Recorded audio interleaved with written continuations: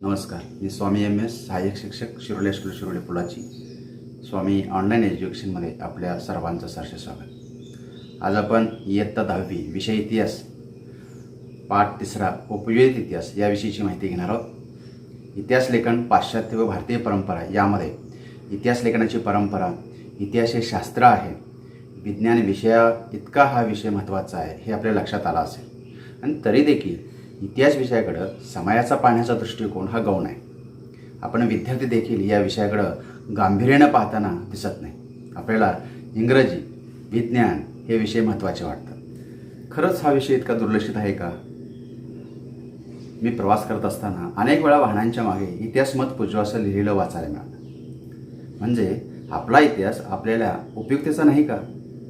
अर्थार्जनाच्या उपजीविकेच्या दृष्टीने तो उपयुक्त नाही का? आणि म्हणूनच हा विषय किती महत्त्वाचा आहे, त्याची उपयुक्तता, त्यातून निर्माण होणाऱ्या व्यावसायिक संधी जर आपण अभ्यासला तर निश्चितपणे हा विषय उपयोगाचा आहे हे आपल्या लक्षात येईल. चला तर मग याची उपयोगिता उपयोजित इतिहास या पाठातून समजावून घेऊ. या पाठात उपयोजित इतिहास म्हणजे काय, उपयोजित इतिहास आणि विविध विषयांमधील संशोधन, उपयोजित इतिहास आणि वर्तमान काळ, सांस्कृतिक आणि नैसर्गिक वारशांचं व्यवस्थापन, संबंधित व्यावसायिक क्षेत्र याचा अभ्यास आपण करणार आहोत. प्रथमतः आपण उपयोजित इतिहास म्हणजे काय हे अभ्यासू. इतिहास विषयाच्या स्वरूपात बदल आणि सुधारणा करून विषयाची व्याप्ती वाढवणं, त्याची इतर विषयामधील आणि क्षेत्रातील उपयुक्तता स्पष्ट करणं म्हणजे उपयोजित इतिहास होय. इतिहासाचा मानवी जीवनाच्या दृष्टीने असणारी उपयोगिता यात स्पष्ट केली जाते. उपयोजित इतिहास या संज्ञेसाठी जनांसाठीचा इतिहास किंवा ज्याला आपण पब्लिक हिस्ट्री असं म्हणतो. अर्थ इतिहास हा विषय मानवी जीवनाशी किती निगडीत आहे हे आपल्या लक्षात आलं असेल. उपयोजित इतिहास या संज्ञेसाठी जनांसाठीचा इतिहास असा शब्दप्रयोग का बरं केला असेल? आपल्याला परीक्षेमध्ये प्रश्न येऊ शकेल की उपयोजित इतिहासाला जनांसाठीचा इतिहास असं का म्हणतात. आपल्याला काही मुद्दे सांगता येतील त्या अनुषंगाने. 1. इतिहास विषयाचा दैनंदिन जीवनात उपयोग होत असतो. 2. सांस्कृतिक नैसर्गिक वारशाचं जतन व संवर्धन करण्याचं महत्त्व लक्षात आल्यानंतर इतिहासाच्या अभ्यासाला महत्त्व प्राप्त झालं. 3.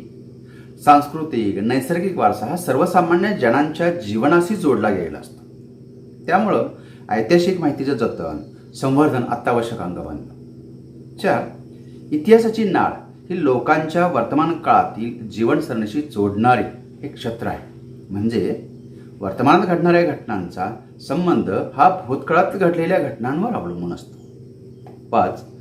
उपयोजित इतिहासाच्या क्षेत्रात तज्ज्ञ व्यक्तींचाच नव्हे तर सर्वसामान्य लोकांचा विविध अंगाने सहभाग यामध्ये महत्त्वाचा मानला जातो. आणि म्हणून उपयोजित इतिहासाला जनांसाठीचा इतिहास, ज्याला आपण पब्लिक हिस्ट्री असा शब्दप्रयोग प्रचारात आहे.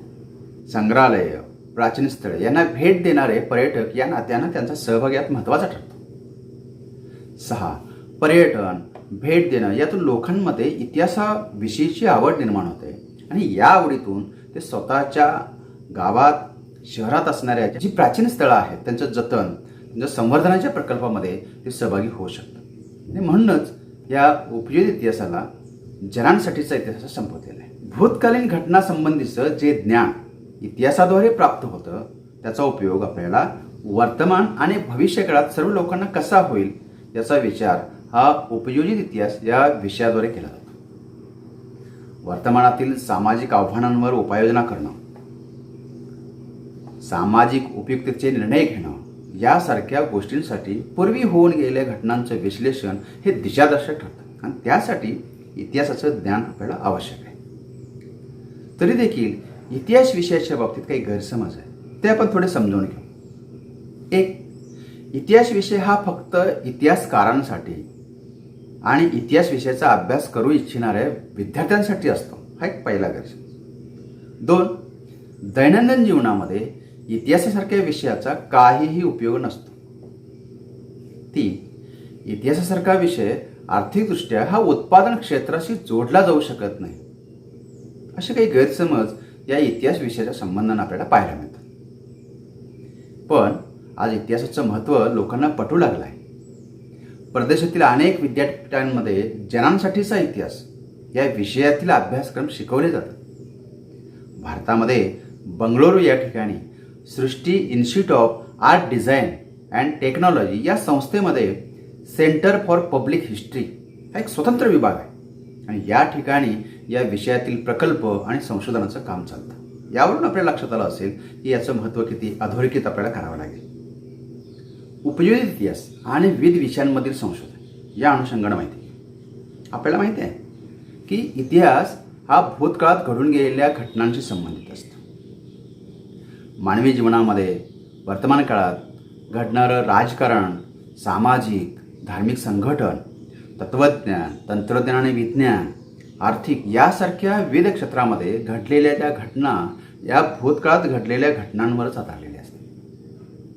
प्रत्येक क्षेत्रातील ज्ञानाचा एक स्वतंत्र इतिहास असतो आणि या ज्ञानावरच त्या क्षेत्राची पुढील वाटचालीची दिशा अवलंबून असते.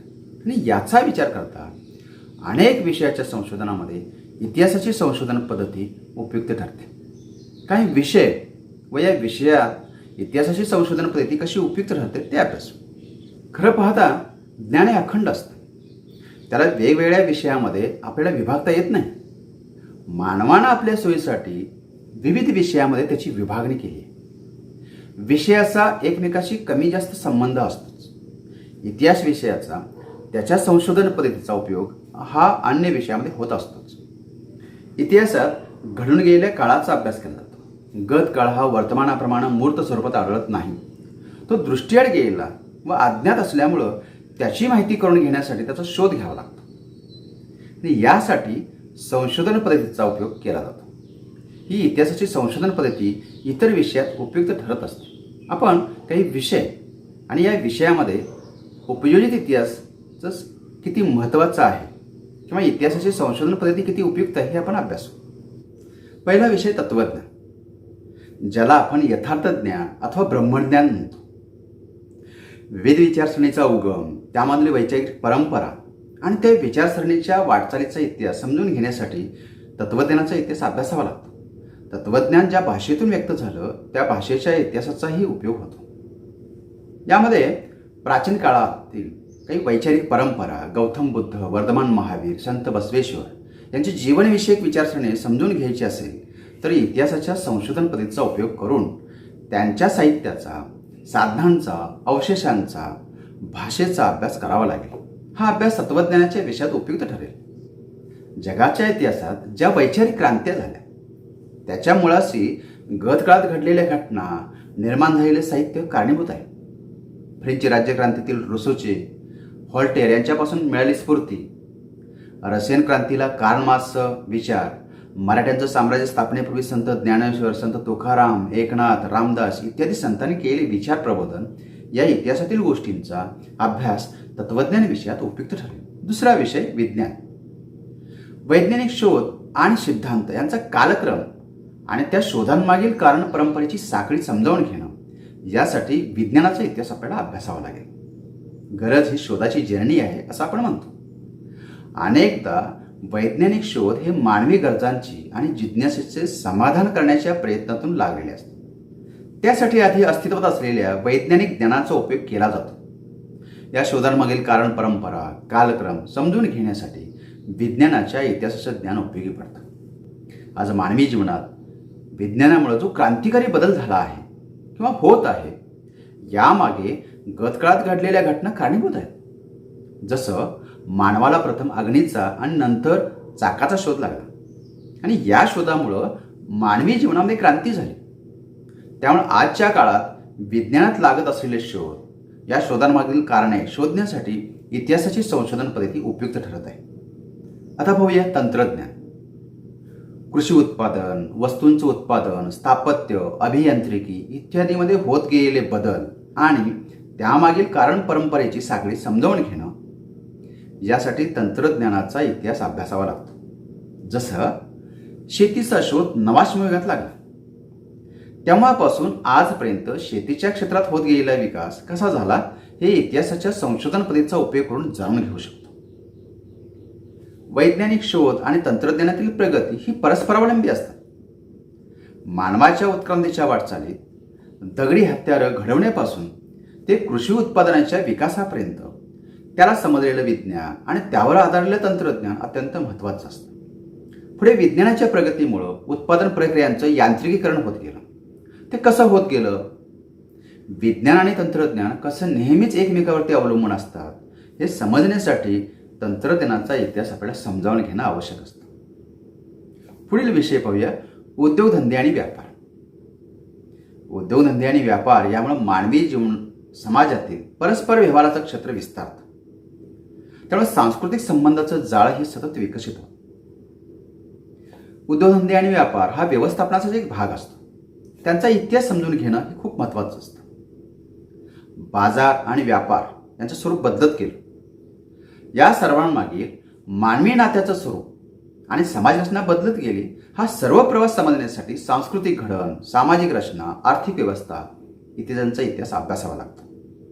जसं पूर्वी वस्तू विनिमयाची पद्धती होती, यामध्ये आता बदल झाला. हा बदल कसा झाला? नाण्यांच्या मध्ये कसा झालेला बदल तो कसा झाला? वेगवेगळ्या राजवटीमध्ये किंवा कालखंडामध्ये त्यात कसा बदल होत गेला हे समजून घ्यायचं असेल तर आपल्याला इतिहासाची संशोधन पद्धतीच उपयुक्त ठरते. आता आपण पाहूया व्यवस्थापन शास्त्र. व्यवस्थापन म्हणजे एखाद्या गोष्टीची रचना किंवा व्यवस्था लावण्याची क्रिया, ज्याला आपण इंग्रजीमध्ये मॅनेजमेंट असंच म्हणतो. गेल्या अर्धशतकात व्यवस्थापन शास्त्र या ज्ञानशाखेचा विस्तार, तिला प्राप्त झालेलं असामान्य प्रतिष्ठा पाहता हा विषय जितका महत्त्वाचा तितकाच या विस्तारामागील इतिहास समजून घेणंही महत्त्वाचं आहे. ज्ञानाची गरज आणि त्याची उपयुक्तता फक्त औद्योगिक क्षेत्रापुरतं आता मर्यादित राहिलेली नाहीये. शिक्षण, अर्थ, कृषी, आरोग्य, कार्यालय अशा सर्वच क्षेत्रात व्यवस्थापन शास्त्राला महत्त्व प्राप्त झालं आहे. उत्पादनाची साधनं, मनुष्यबळ, उत्पादनाच्या विविध प्रक्रिया, बाजार आणि विक्री यांच्या व्यवस्थापनाच्या साखळीतील त्या संबंधातील जी भूतकाळी यंत्रणा कशा होत्या हे समजावून घेणं आवश्यक आहे. या साखळीमध्ये गुंतलेल्या विविध स्तरावरील लोकांच्या परंपरागत मानसिकता समजावून घेण्यासाठी हा सर्वच डोलारा ज्या वेगवेगळ्या सामाजिक आणि आर्थिक संस्थांच्या संघटनावरती अवलंबून असतो त्याचा इतिहास समाजाला तर होतोच, पण त्याचबरोबर वर्तमान काळात विविध पातळ्यांवर व्यवस्थापन करणं सोपं जातं. या दृष्टीनं इतिहास संशोधन पद्धती अतिशय उपयुक्त ठरते. आता पाहूया कला. कला म्हणजे मानवाला आलेल्या अनुभवातून त्याला मिळालेलं ज्ञान हे दुसऱ्यांना सांगावंसं वाटतं. हा मानवी स्वभाव आहे. मनातील भावभावना व्यक्त करणं ही माणसाची सहज प्रवृत्ती असते आणि या सहज प्रवृत्तीतून जेव्हा सौंदर्यपूर्ण निर्मिती होते त्यास कला म्हणतात. विविध कला क्षेत्रातील अभिव्यक्ती आणि त्यामागील वैचारिक, भावनिक, सांस्कृतिक परंपराच्या आधारानं झालेल्या कलांचा विकास समजून घेणं महत्त्वाचं असतं. कोणत्याही कला आविष्काराचं मर्म, ज्याला आपण गूढ तत्व म्हणतो किंवा रहस्य म्हणतो किंवा तात्पर्य म्हणतो, या कलाकृतीच्या निर्मात्यांची मानसिकता आणि विशिष्ट कलाशैलीच्या विकासाचा क्रम सांस्कृतिक इतिहासाच्या अभ्यासाद्वारेच समजू शकतो. आता आपण पाहूया मानवीय ज्ञानशाखा. इतिहास, पुरातत्व, समाजशास्त्र, मानवशास्त्र, राज्यशास्त्र, अर्थशास्त्र यासारख्या ज्ञानशाखांचा उगम आणि विकास यांचा इतिहास समजून घेणं हे या ज्ञानशाखाच्या अभ्यासाचा आवश्यक भाग आहे. तत्वज्ञान ही विज्ञान आणि इतर सर्वच ज्ञानशाखांची जननी मानली जाते. वैश्विक पसार आणि मानवाचं त्यातील अस्तित्व यांचा परस्पर संबंध समजून घेण्याच्या जिज्ञासेतून जगभरातील सर्वच मानवी समाजामध्ये त्या संबंधीची अनुमाने लोक बांधू लागले. त्यातून जगाच्या उत्पत्ती संबंधीच्या कथा, सृष्टीचक्र आणि मानवी जीवनासंबंधीची जी मिथिके, देवदेवता संबंधीच्या कल्पना आणि त्या देवदेवतांना प्रसन्न करण्यासाठी केलेले विधी, त्या संबंधीचे तात्विक वेचन यांचा विकास झाला. प्राचीन लोकांनी केलेल्या मानवीय शाखेतील विविध शाखांच्या विकासाला तत्वज्ञानातील सिद्धांताचा पाया आहे. इतिहासाच्या आधारे या वाटचालीचं आकलन होऊ शकतं. आता आपण उपयोजित इतिहास आणि वर्तमान काळ यांचा संबंध समजून घेऊया. एक, भूतकाळातील ज्या मूर्त आणि अमूर्त स्वरूपातील अनेक अवशेष हे वर्तमान काळात आपल्याला दिसायला लागतात, ते अस्तित्वात असतात. दोन, या अवशेषाबद्दल आपल्या मनात कुतूहल असतं, आत्मीयता असते. आपल्या पूर्वजांनी निर्माण केलेल्या कलाकृतींचं, परंपरांचे अवशेष असतात आणि म्हणूनच त्यांच्या अस्तित्वाचा इतिहास आपल्याला समजावून घ्यावासा वाटतो. उदाहरणं जर द्यायचं झालं तर आपल्या घरातील वस्तू, आपल्या वास्तू, गड किल्ले, राजवाडे, ऐतिहासिक दस्तऐवज, काही परंपरा, कारण तो आपला सांस्कृतिक वारसा असतो, ती आपली ओळख असते. ती या सर्वातून मिळणारं जे ज्ञान आहे ते आपल्याला आपल्या उगमाकडे घेऊन जाणार असतं. 4, त्यामुळं तो सांस्कृतिक वारसा आपल्या आणि पुढील पिढ्यांच्या हितासाठी दीर्घकाळ जतन करण्याची, त्यांचं संवर्धन करण्याची आवश्यकता निर्माण होते. उपयोजित इतिहासाच्या आधारे मूर्त आणि अमूर्त स्वरूपातील सांस्कृतिक वारशाचं जतन आणि संवर्धन करता येतं. त्यामुळं व्यवसायाच्या अनेक संधी आपल्याला निर्माण होतात. इतिहासाच्या आधारे वर्तमान काळाचं यथायोग्य आकलन आणि भविष्य काळासाठी दिशादर्शन सुद्धा होतं. आता आपण सांस्कृतिक आणि नैसर्गिक वारसाचं व्यवस्थापन याविषयीची माहिती घेऊ. प्रथमतः आपण बघूया सांस्कृतिक वारसा. हा वारसा मानवनिर्मित असतो. तो मूर्त आणि अमूर्त अशा 2 प्रकारचा असतो. आपण प्रथमतः मूर्त सांस्कृतिक वारशाबद्दल माहिती घेऊ. मूर्त म्हणजे साक्षात प्रतिमेच्या स्वरूपात असणारा वारसा म्हणजे मूर्त सांस्कृतिक वारसा. जो वारसा आपल्याला पाहता आणि स्पर्श करता येतो. उदाहरण द्यायचं झालं तर प्राचीन स्थळं आहेत, वास्तू आहेत, वस्तू, हस्तलिखिते, शिल्पे, चित्रे इत्यादींचा आपल्याला यात समावेश करता येईल. दुसरा प्रकार सांगितला अमूर्त सांस्कृतिक वारसा. अमूर्त म्हणजे आकाररहित असणारा वारसा. यामध्ये मौखिक परंपरा, त्यासाठी उपयोगात आणली जाणारी भाषा, पारंपरिक ज्ञान, सण समारंभ साजरे करण्याच्या सामाजिक पद्धती आणि धार्मिक विधी, कला साजरी करण्याच्या पद्धती किंवा विशिष्ट पारंपरिक कौशल्य यांचा समावेश अमूर्त सांस्कृतिक वारसामध्ये आपल्याला करता येतो. दुसरा जो वारसा आहे तो म्हणजे नैसर्गिक वारसा. पहिला वारसा आपण बघितला की सांस्कृतिक वारसा, दुसरा वारसा आपण बघतो नैसर्गिक वारसा. निसर्गातील जैवविविधतेचा विचार नैसर्गिक वारशाच्या संकल्पनेत केलेला आपल्याला पाहायला मिळतो. यामध्ये मग प्राणी, वनस्पती सृष्टी, प्राणी आणि वनस्पती सृष्टीच्या अस्तित्वासाठी आवश्यक असणाऱ्या परिसंस्था आणि भूरचनात्मक वैशिष्ट्ये यांचा समावेश याच्यामध्ये होतो. हा सांस्कृतिक आणि नैसर्गिक वारसा नामशेष होण्याच्या मार्गावरती आहे. पुढील मानवी पिढ्यांच्या हितासाठी आपल्या वारशांचं जतन होणं आवश्यक आहे. युनेस्को या जागतिक संघटनेनं हा सांस्कृतिक आणि नैसर्गिक वारसा जतन व संवर्धन होण्याच्या दृष्टीने काही दिशादर्शक तत्त्व जाहीर केली आहेत. या तत्वांच्या आधारे जागतिक वारशाच्या पदास पात्र ठरणारी भारतातील काही स्थळं, परंपरा जागतिक वारसा स्थळ म्हणून जाहीर केले. हा जो सांस्कृतिक, नैसर्गिक आणि मिश्र स्वरूपाचा जो वारसा स्थळ आहे, ज्याला युनेस्कोनं जागतिक वारसा म्हणून जाहीर केलं, या वारसा स्थळांच्या विषयीची माहिती दुसऱ्या भागामध्ये याची सविस्तर माहिती घेणार आहोत.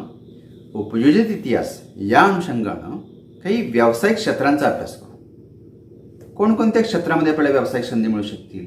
1. संग्रहालय आणि अभिलेखागार. 2. ऐतिहासिक स्थळांचं जतन आणि संवर्धन करण्यात. 3. पर्यटन आणि आतिथ्य. 4. मनोरंजन आणि संपर्क माध्यमे. या विविध क्षेत्रासाठी विशेष कौशल्य असणाऱ्या मनुष्यबळाची आवश्यकता असते. यामध्ये मग स्थापत्य विशारद असतील, अभियंता आहेत, इतिहासकार आहेत, पुरातत्वज्ञ आहेत, संग्रहपाल आहेत, समाजशास्त्रज्ञ आहेत, अभिलेखागार, व्यवस्थापक, कायदेतज्ञ, छायाचित्रकार, या सर्वांना या व्यवसायाच्या संधी आहेत. तुम्हाला माहित आहे का? या अनुषंगाने काही माहिती आपण जाणून घेऊया. पहिलं आहे इंडियन म्युझियम कोलकाता. एशियाटिक सोसायटीतर्फे 1814 मध्ये त्याची स्थापना झाली. नॅथानियल वॉलिक हे डॅनिश वनस्पतीशास्त्रज्ञ, त्याचे संस्थापक आणि पहिले संग्रहपाल होते. कला, पुरातत्व आणि मानवशास्त्र असे 3 प्रमुख भाग याच्यामध्ये होते. आणि यामध्ये पुन्हा जतन, प्रकाशन, छायाचित्रण, प्रदर्शन, सादरीकरण, प्रतिकृती निर्मिती, प्रशिक्षण, ग्रंथालय, सुरक्षा असे विभाग याच्यामध्ये येतात. आता आपण अभिलेखागाराविषयी माहिती घेऊ. भारताचं राष्ट्रीय अभिलेखागार दिल्ली येथे आहे. या अभिलेखागाराची माहिती आपण पाठ 9 ऐतिहासिक ठेव्यांचे जतन या पाठातून घेणार आहोतच. अभिलेखागारात महत्त्वाची जुनी कागदपत्र, दप्तरं, जुने चित्रपट जतन करून ठेवली जातात.